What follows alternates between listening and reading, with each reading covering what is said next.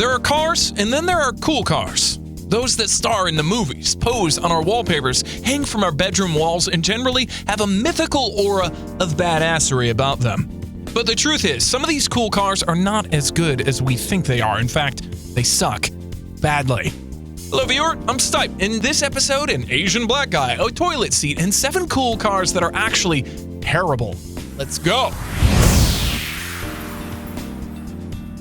Number 7.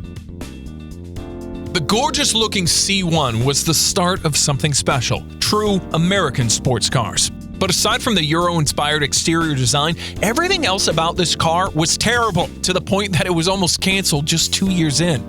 For starters, GM didn't have much faith in it, so they had given the project minimum funds. This was enough to develop the brand new sporty chassis, but not much else. The straight-six engine was the only engine Chevy made at the time, and it was powering everything from trucks to Corvette. Although tuned for more power in the Vette, it capped out at just 150 horses. But even that was too much for the manual transmission, so they fitted it with a stronger 2-speed auto. 2-speed.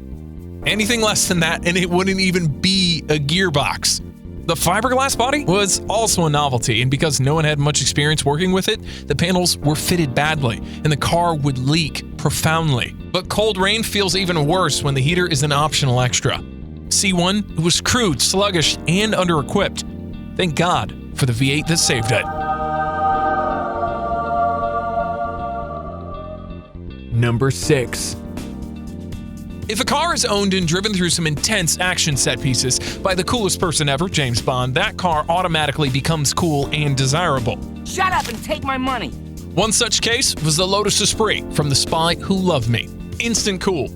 It also helps that the car was drop-dead gorgeous and the last production car to have the pop-up headlights. But this is a Lotus, and you know what that means. Lots of trouble, usually serious. Esprit was being made while the company was going through some pretty serious financial troubles. Quality suffered, and in a desperate bid to save every coin, this supercar was made with parts that came from other not-at-all supercars.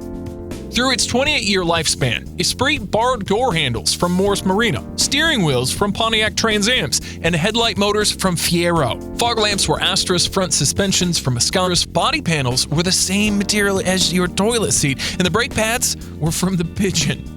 There was even more, but the worst was the Renault gearbox. Because it couldn't handle the power, the twin-turbo V8 model had to be detuned from 500 horsepower to only 350.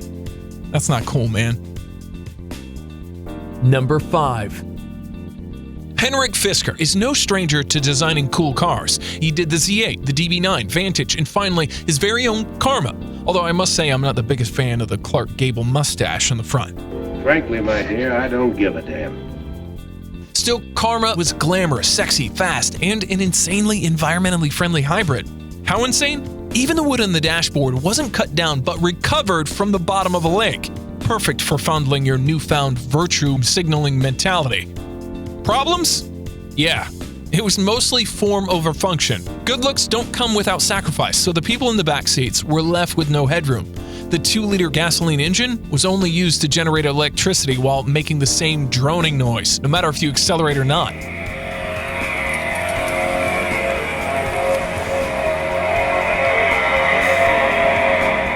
In true startup tradition, the fit and finish were poor, it was catching fire, and then my favorite problem of all, fumes from the side exhaust would give you lung cancer if you had your window open. How hilarious is that? Save the world by killing yourself.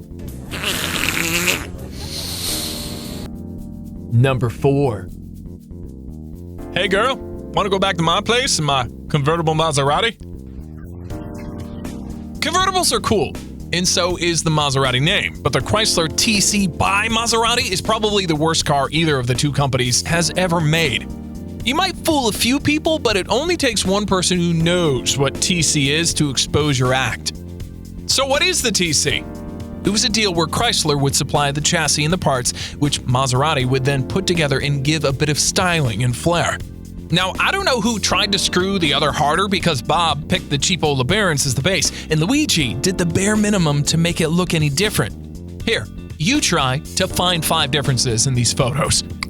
Headlights, badge, the tooth, bumper grill, damn it, The end result was, of course, terrible. A boring-looking front-wheel drive 160 horsepower four-cylinder 3-speed automatic based on the poorly handling budget car chassis. Also, due to the shipping back and forth, it was priced as if it had the Mac Pro wheels. That is to say, way too much. Number 3. On the surface, the King Cobra had it all. The coolest name ever. 5-liter, V8, flamboyant bodywork, T-top roof panels, louvers covering the back window, white letters on the tires, and a big fuck-off Cobra art on the hood. All it ever asked from you were some tight pants and a mullet. Oh yeah. But sadly, King Cobra is still a Mustang too, which I think is one of the most embarrassing cars ever made. In an effort to save every penny, Ford based it on the explosively dangerous and cheap Pinto. It was also poorly built using low-quality materials. As for performance, Mustangs never handled well, but even that was made worse, and the drag strip time was truly pathetic.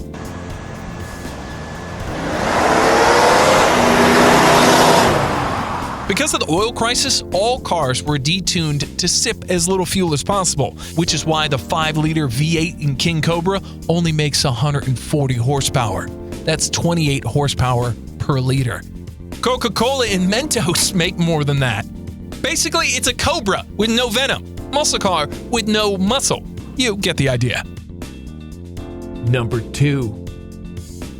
Because of the Back to the Future movies, DeLorean has a cult status with the public today. I want one, you, we all want one. However, that's today, whereas back then, before the movies, absolutely no one wanted one. And so, due to the weak demand, DeLorean went bust 2 years before the movies could ever make any difference.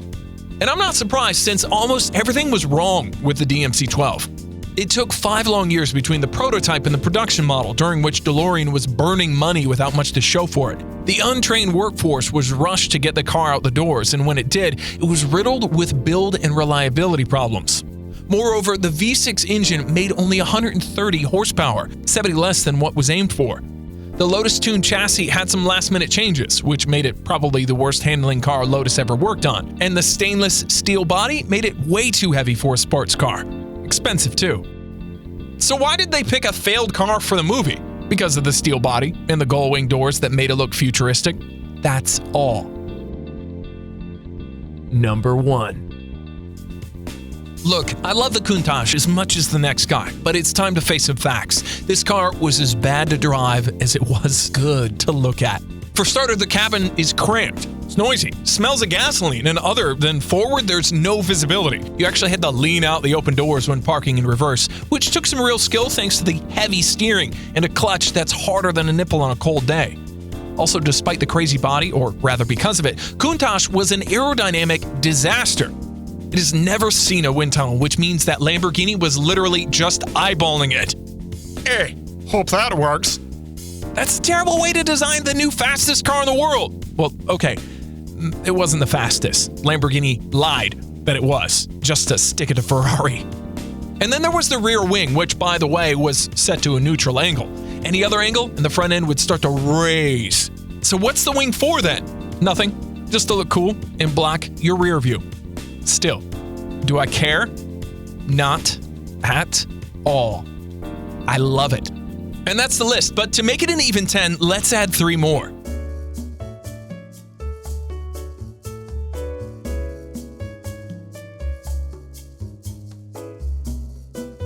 Can you recognize them? Do you agree with the picks? Write down in the comments, like, dislike, subscribe if you're awesome, and we'll see you in the next one. Cut! On the surface, the King Cobra... On the surface, the King Cobra... On the surface, the King Cobra... Cobra...